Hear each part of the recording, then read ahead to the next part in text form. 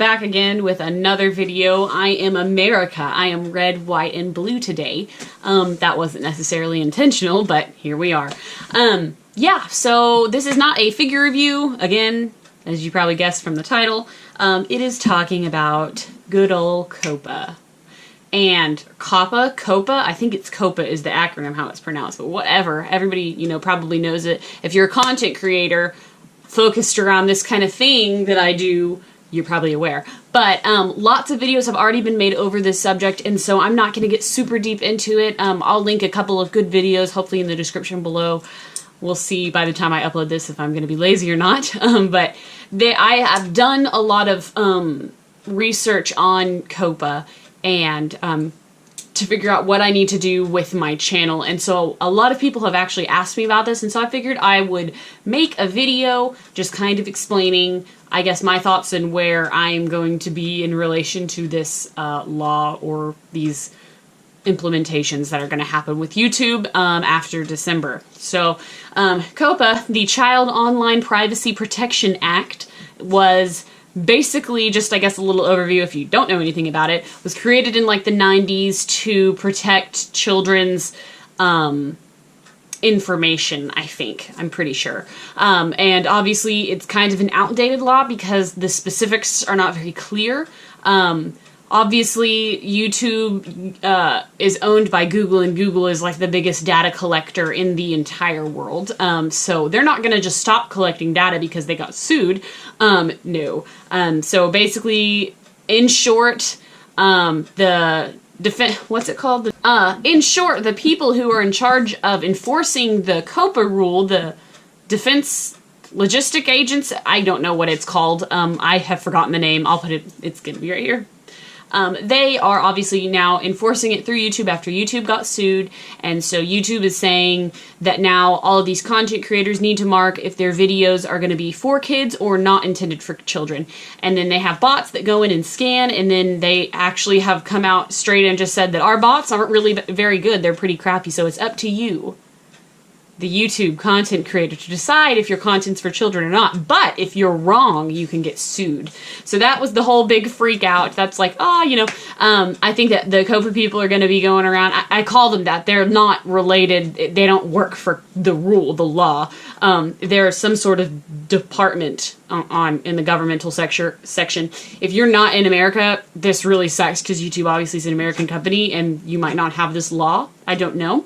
You can say your channel isn't for kids because your audience isn't for kids. But if somebody comes by and says it's for kids, then you get in trouble. Which is so stupid. This channel has 100% always been based on for collectors. It's never been intended towards children. I started this YouTube channel, I guess, when I was a child. I was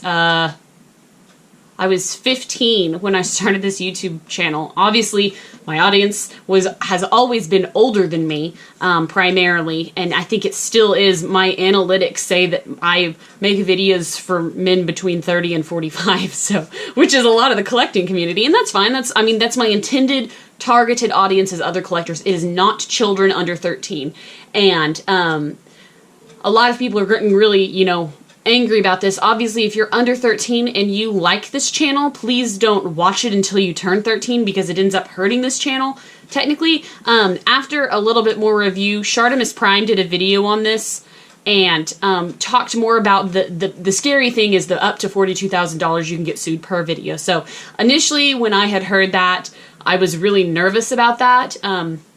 What happens if you mark your videos for children is you can't do notifications, you lose your community tab, you lose your comments.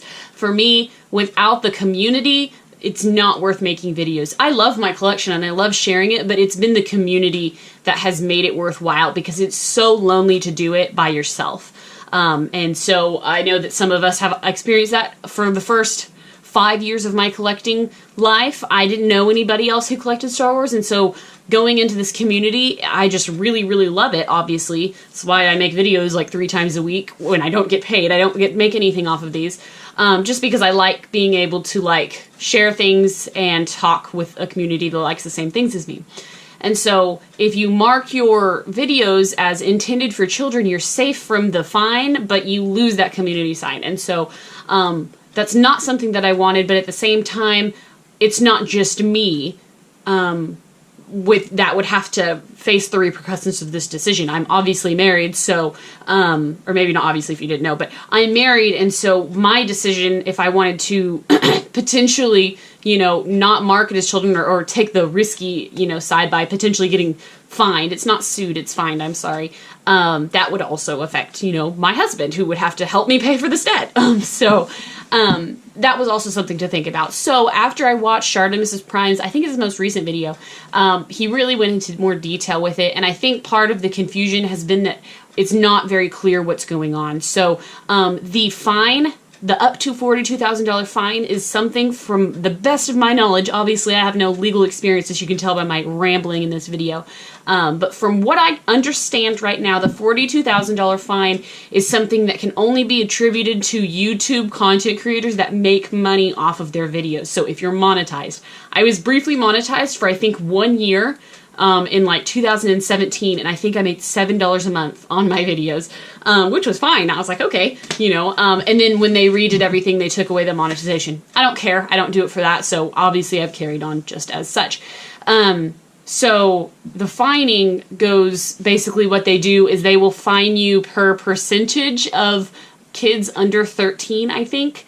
So if you make money off of everybody in your video, they'll see who's under 13, which I don't know how they do that, and then fine you a percentage for those kids. So you can have up to $42,000 per video, depending, obviously you have to be a huge content creator to be fined $42,000, because the amount of kids that watch your, I mean, I guess it would depend on how many kids watch your video, but I don't know if that makes any sense. But basically, if you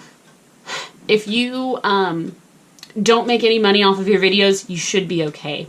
Now, not necessarily out of the woods yet. We still don't really know what the stipulations are for what makes a video suitable for children or geared towards children, whatever. The C.O.P.P.A law has not specified this. And so by the time this video is going out, I think the time to fill out a comment and stuff is already passed. And I'm not sure at the moment of making this video if they have like looked this over and tried to amend maybe what they consider child age content, if you will. And so I'm not sure about those statistics there, but if you look at it in the grand scheme of things, I just reached 5,000 subscribers by the time I'm making this video, and I am just a blip in the ocean of millionaire YouTubers that do a whole lot of other things. The collecting community on YouTube is literally so small. It might not seem like it, but it really is in the grand scheme of things. And so the odds of something happening with your videos, I think, are pretty low, especially if you don't make any money off of them. And so for right now, basically the really long answer to the question of if I'm going to stay on YouTube due to these C.O.P.P.A rules or C.O.P.P.A rules, whatever the heck you want to call it, is yes, I'm still going to be doing videos for as long as I can. If eventually it comes to where it is way too risky in terms of getting fined $42,000 per video, obviously that's not a thing that I can undertake. I don't have that much money. So at that point, something will be done. But I do not think that that rule is going to apply to non-monetized videos, because we are not making any money off of this thing at all. So anyways, that's kind of my 2 cents. Again, I don't have any legal background of anything. I am just going off of what I have heard and understood from other people, which is probably not the best thing to do. It's like a game of telephone. When you do that, you hear and hear and hear, but you actually don't go and, I mean, I'm just saying. I understand certain things well enough where I think I can just at least give my opinion. It is just my opinion on what this is, and it is just personally how I am going to handle the situation. And I'm going to make Star Wars videos for as long as I possibly can. And I don't think that C.O.P.P.A is going to affect my channel in the way that a lot of people are afraid it will affect theirs. So we'll see. Let me know in the comments below what you guys think of this. Is anybody else understanding what's going on? Because I feel like I do and I don't, and I don't know. It's just a big mess. It's weird. I don't know what the point of the YouTube Kids app is. I mean, they should just be like, woo. YouTube initially got in trouble for saying that they don't, you have that like terms of use when you sign up that you can't be under 13 and you acknowledge you're over 13. And then yet they were going and pitching to huge companies like Hasbro and Mattel and stuff that their site is like the top site for kids under 13. And so they literally got caught with their hand in the cookie jar. And it's it's their fault, but then at the same time, it's also the law taking into effect. So there's not one real person to blame in this. It's just kind of a sucky situation overall. Don't know what big channels like Ryan's World are going to do, but for my channel, I think I'm in the clear. So anyways, guys, thank you for listening to me rant for literally 11 minutes now. So it might be edited shorter, but for the most part, 10 minutes. I appreciate it. Let me know your thoughts in the comments below, guys, and thank you as always for watching. Bye.